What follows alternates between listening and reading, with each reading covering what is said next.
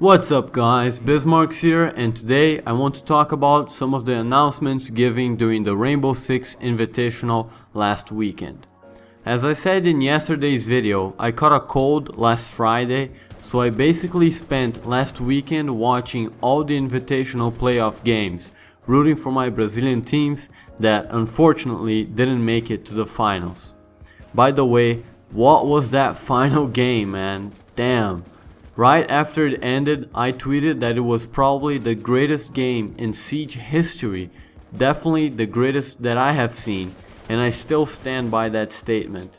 So congratulations to Spenta Sports and to Evil Geniuses, both teams gave real outstanding performances. GG's all around. Anyway, apart from the amazing games that played last weekend, there were also some really interesting announcements given in the panels, especially regarding the Year 3 changes devs are planning for the game. Before we get into the actual announcements, I just want to say that I tried recording some Operation Chimera, I don't know how to pronounce that, Operation Chimera and Outbreak gameplay for this video here, but for some reason my TTS doesn't work. It has never worked, to be honest. It doesn't connect to the Ubisoft servers, so I guess I'll have to wait until there's the actual release of the new season on PC to play with the new operators and Outbreak. I think it's on March 6th, so I don't have to wait that long. Anyway, that's enough of introduction. Let's get into the actual content. Starting with the first substantial announcements given in the operator balancing panel, I think it comes to no one's surprise that Ela is getting nerfed yet again. The last nerf she received didn't really deal with her OP nature that much, as the devs said themselves in the panel. With this new update, she is getting a significant increase of recoil and a decrease in damage over range, which is definitely a good step in decreasing her outrageous pick rates, since you basically have an Ela playing on defense every single round since she released. But I don't know if that's going to be enough though, because where Ela excels is in close quarters combat against multiple enemies, and these changes don't address that very much. I remember hearing that the design intentions behind Ela were that she was supposed to have an edge in fighting multiple opponents over other operators, and that is why they don't decrease her mag size or rate of fire. But I don't even think that is a balanced design choice to start with. 1v2s, 1v3s, or even 1v4s or 1v5s should be won based on the player's individual skill rather than an operator that was designed to be good at winning those. It seems that Ela's design go against some of the core fundamentals of the game's design itself, but that's just my opinion. If you're seeing this, comment down below what you think about the Ela nerfs. Moving on to the next operator that they announced would be receiving a nerf in the panel, Hibana interestingly will be hit with a nerf in the upcoming seasons. I have always thought that Hibana was a little OP, not a lot, but enough to give her an edge as she has a decent primary weapon, but most importantly a rapid ROF automatic secondary, and she is 3 speed. Everyone always complains about Ashe, but Hibana has always had the same speed as Ashe and around the same hitbox, with an extremely good secondary for close quarters. They didn't announce a specific nerf for her, from what I remember, as she will be dealt with later, but what I would suggest is to decrease her speed so she can be a 2-2 operator, taking a more support orientated operator role, which she already kind of has. I'm not a game developer, but in my perspective, I think this would be an appropriate nerf. There are some other operators that received nerfs and buffs in the new update, such as Capcan that replaced barbed wire with impact nades, a small buff that I was really excited for, and Blitz that is now 2 armor, 2 speed, which from what I've seen makes him a nightmare to fight against. But the ones that I want to focus on are the ones talked about in the panels, so you can read the patch notes to learn more about Capcan, Blitz and others if you want. There will be a link in the description. Together with the specific operators they talked about being changed, the devs in the panel also put up an interesting graph that relates pick rate with win rate And guess who was at the very bottom of the graph? My most hated operator still, Castle. They mentioned that Tachanka was even lower than Castle in the graph, but he was only mentioned and wasn't in the graphic, so I'm just going to assume that Castle was more important for them to talk about. The reason I hate Castle so much is that he is really a huge hindrance to your team when not played correctly in an extremely coordinated team. But because he really needs expertise and coordination, nobody plays him outside of high skill rank levels, and as such, nobody that I play with knows how to play with him, including myself. So because of that, I was interested to hear that they are working on ways to make him less of a hindrance to his team, although I don't really know how they would do that. One idea I had was that the castle barricade would like phase shift so that other players could pass through, but only for the other defenders. For the attackers, it would remain bulletproof. That idea might be too science fiction for Rainbow Six, but I don't know, they are introducing a zombie/aliens game mode, so you never know. Speaking of the Outbreak game mode, there was the big Chimera and Outbreak reveal during their respective panels, and I gotta say I was pretty content with most of what was announced in those. I was fairly taken aback when they announced a zombie game mode for Siege way back when. I don't know, I just thought it didn't really fit with the game. But with the reveal last Sunday, I was impressed at how much effort was put into just a 4-week event. They designed 5 different enemy types, 3 very large maps, as well as put into the event a story component, which left me very excited for the future. I thought it was just going to be some COD Zombies Horde mode, where we just held on for as long as you can, like Overwatch did with its Halloween events. But the linear narrative approach Outbreak took is much more interesting for me, although it might result in overall less playing time, as you can finish the 3 missions fairly quickly. That's fine for me though, as the event is only available for 4 weeks and there are different difficulty levels, so there is some replayability there. But more importantly for me, Outbreak showed that the devs are willing to put in story gameplay components into the game this late after release, and that leaves me very excited, as I said. I am hoping that they include short single player or co-op narrative missions, or even perhaps an entire campaign of the Rainbow Team characters fighting against terrorist threats. I think it would be really cool if the threat of the white masks were better developed through a narrative, or maybe past operations between operators as announced in some of the DLCs. I don't know in terms of writing. I think Rainbow Six can offer very cool possibilities though. Other than that, I thought the Outbreak gameplay was pretty cool, but nothing too special. There were regular run-of-the-mill objectives and nothing too inventive, in my eyes at least, regarding monster types. But like I said, that is completely okay for a short event such as this, and I thought that the synergy between operators inside the missions and objectives were very interesting. Overall, a pretty positive experience was the Outbreak reveal for me. Moving on to the new operators revealed in Operation Chimera, we have the French Lion and the Russian Finka. Starting with Lion, I think his gadget is very interesting, but not as OP as some of the people are saying it is.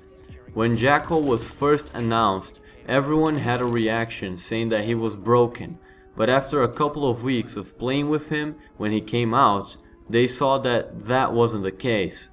I think we have a very similar situation here with Lion.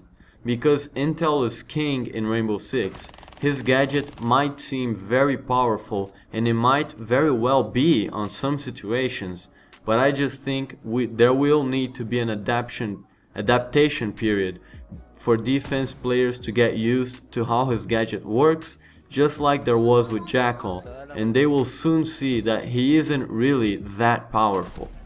And maybe even somewhat useless, as I think Matimio said in his video about the new operators. Watch that video, by the way, it's very good. There will be a link in the description. I love Matt.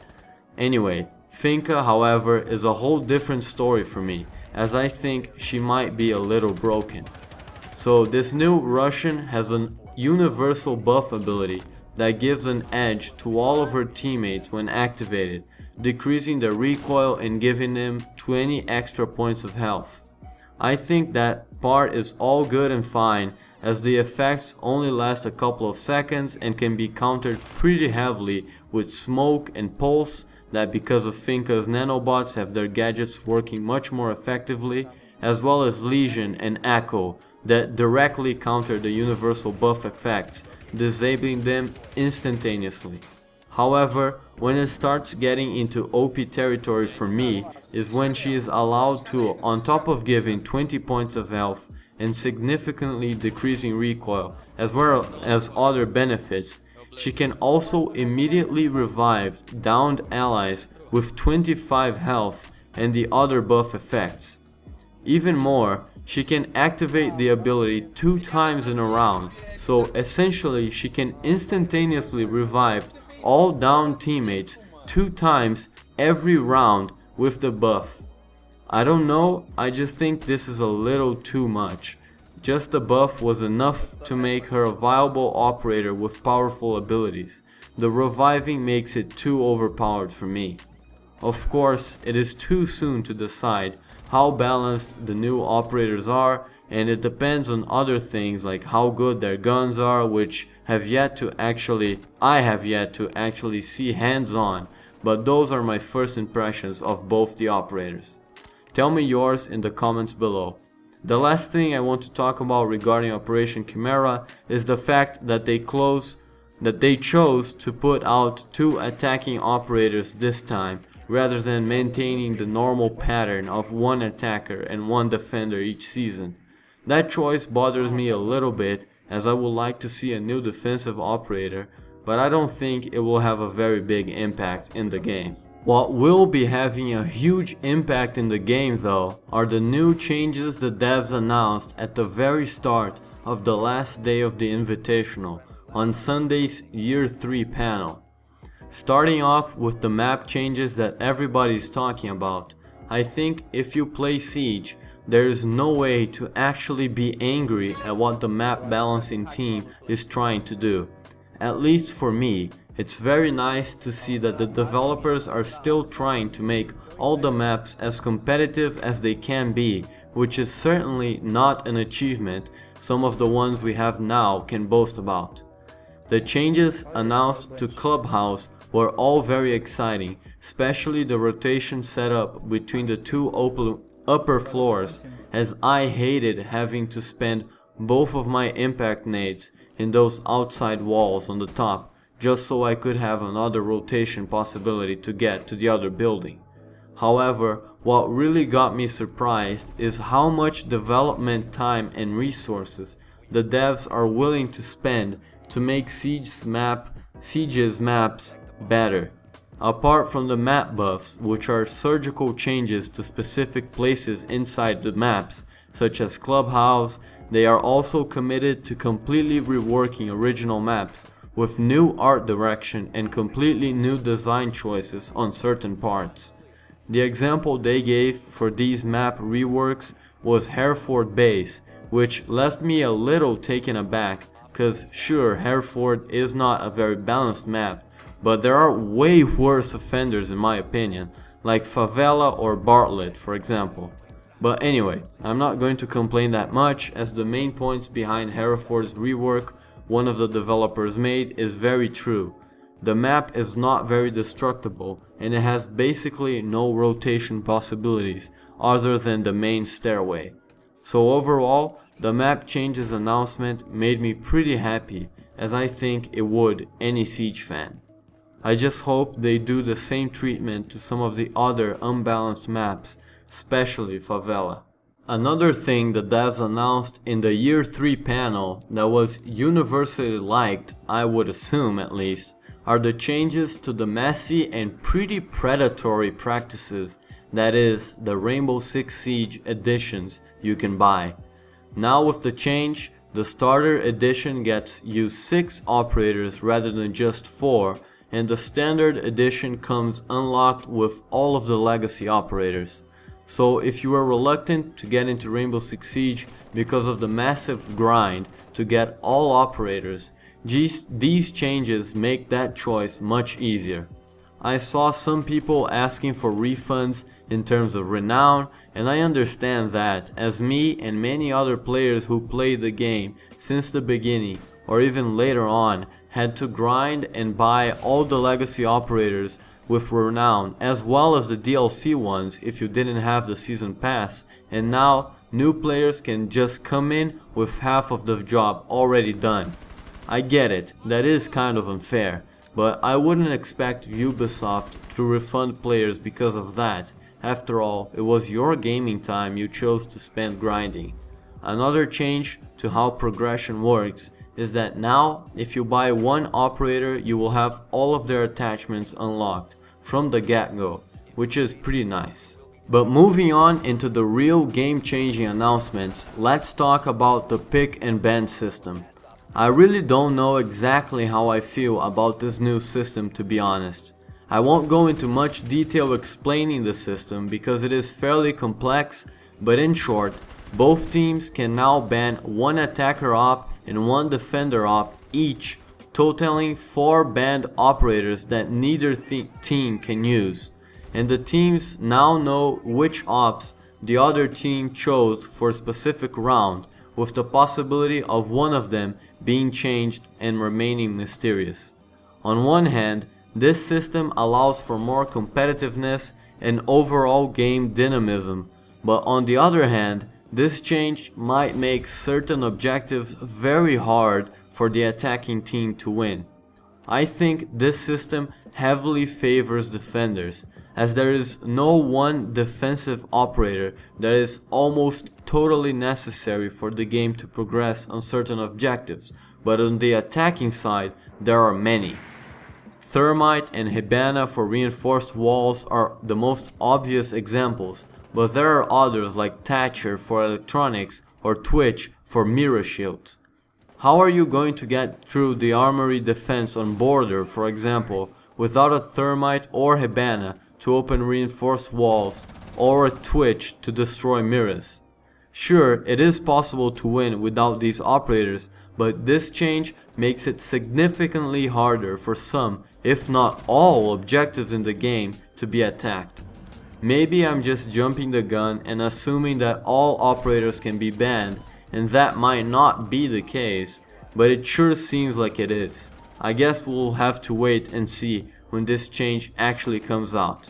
The other huge change that is bound to change the way Siege is played, which they sort of only mentioned without much attention during the pick and ban announcement, and because of that nobody has been talking about it, even though I think it may be even more of a game changer than the pick and ban, is that they are now changing how the rounds work. No longer are the teams switching between attack and defense for each round. As I said, the devs really didn't go into much depth on this change, but from what I understood, teams will now go 5 rounds in a row either attacking or defending, and then switch positions after those 5 rounds are done. I do not feel good about this change at all. First, it doesn't make sense from a scoring point of view. If a team wins 4 rounds of defense in a row, are they done without even playing attack? If that is the case, this is heavily unbalanced, as it is usually easier to defend. If that is not the case, then Ubisoft would have to completely redesign the way scoring works in Rainbow Six Siege, and I have no idea how they would do that. Second is that if your team is better at attacking or defending, you now better just hope that you start doing whichever one is easier for you, so you can win faster. In my opinion, this doesn't determine which team is better at the game or map, which is what a siege match should do, but rather which team got the flip of the coin to play their preferred side. Third, how are the objectives going to be chosen now? Will the current system of choosing the best spots continue? If that is the case, then some of the earlier balancing problems I mentioned, such as easier spots to defend, will become even more of a problem. Fourth and finally, is that this completely breaks the flow of the game as we know it, greatly unbalancing it and probably making it repetitive.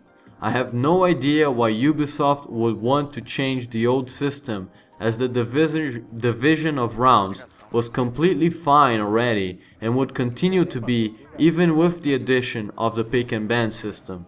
I am genuinely curious to see if Ubisoft has actually designed a system that makes the game more competitive, or if it is just a gimmick, which is certainly looking to be right now.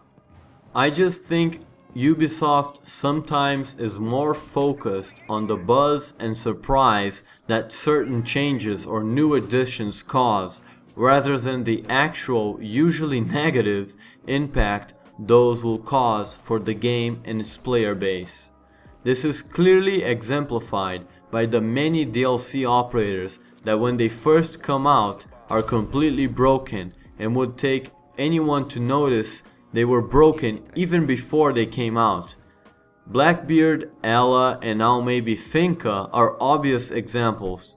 Maybe this is intentional, as it might be strategic for Ubisoft to create controversy or discussion right before a new update drops, so it can get more attention and sell more copies, only taking the time to fix and change the bad choices after the buzz has died down and the problems remain. If that is the case, that is bottom line predatory EA behavior that ultimately damages the player base. Or maybe it's just a lack of forethought resulting in rash decisions by the devs. Whatever the case is, I think it might be time for all of it to stop, so Ubisoft can stop spending so much time and resources in fixing mistakes and divert those into creating new content. Okay guys, this is everything I wanted to talk about in this video, discussing all that came to my mind while watching the invitational panels and games. This video turned out a lot longer than I expected, but I hope you enjoyed it nonetheless. Leave a like and a subscribe if you want to do any of that, but more importantly, leave a comment down below saying how you think I can improve. Suggestions are always welcome, and I am always looking for new ways to improve my content. Other than that, have a great weekend, and I hope I will see you again soon. Until next time, peace.